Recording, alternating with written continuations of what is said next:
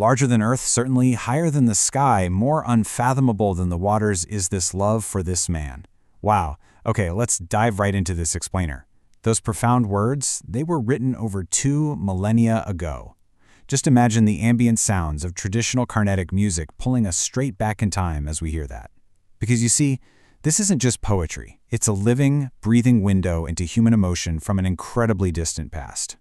Welcome! Today we're exploring one of the absolute oldest and richest literary traditions on the planet, Sangam literature.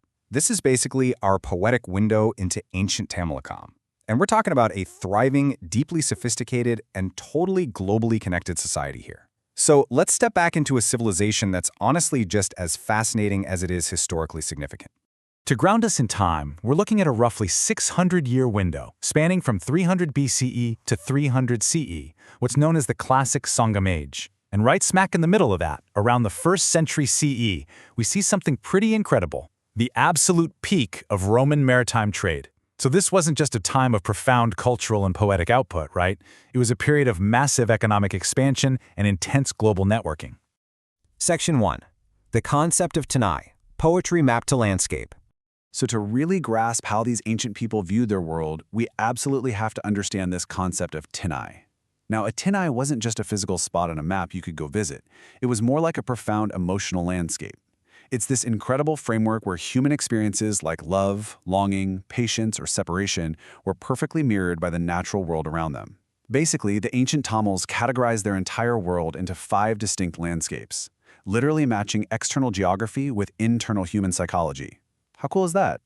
Section 2. Journey through the landscapes, visualizing ancient Tamilakam.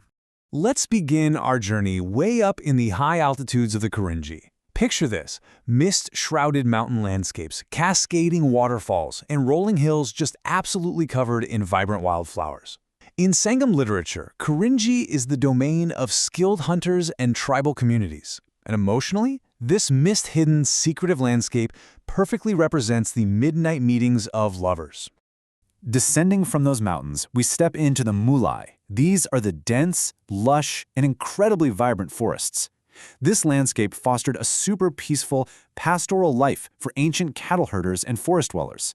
And in the poetry, the Mulai is strongly tied to the emotion of patient waiting.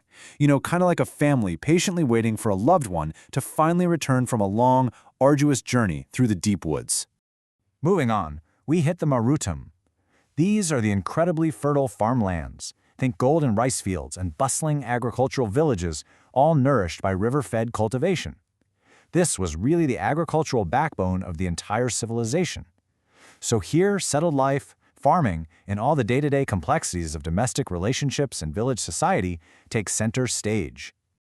Okay, so we've covered the mountains, the forests, and the farms. But as you can see, this whole geographic framework actually includes 2 more: the Nailtal, which are the coastal regions, and the Palai, the arid desert lands. This entire 5-part structure shows exactly how geography dictated their daily occupations and overarching emotional themes. It really just gives us this beautiful, highly organized structure to understand their world. Section 3. Global trade and seafarers, from poetry to port cities. Now, it's crucial to remember that these people definitely weren't isolated in their beautiful landscapes. They were actually powerful players on the world stage. So, welcome to the Nailtal, or the coastal region. This wasn't just a quaint place for local fishing communities. These ancient ports were massive, bustling hubs of international maritime trade. The markets were literally filled with spices, rare pearls, and the constant, highly lucrative arrival of Roman trading ships.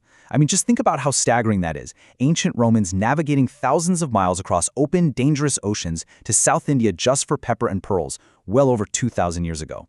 And emotionally in the poetry, those crashing coastal waves represented the deep sorrow of parting and long separations. In pretty stark contrast to that wealthy, watery coast, we have the Palai. This represents the unforgiving, dry, and arid lands. For the ancient Tamils, this landscape symbolized the incredibly difficult, sun-baked journeys of warriors and merchants traveling between those thriving trade hubs we just talked about. It's the landscape of hardship, dangerous paths, and sheer human endurance. Now, what is truly fascinating to me here is how the poetic lore we've been discussing aligns absolutely perfectly with hard, physical archaeological reality. On one hand, in the Sangam verses, we read these incredibly rich descriptions of foreign merchants and massive trade markets. But then, on the other hand, right in the ground, we find the tangible proof.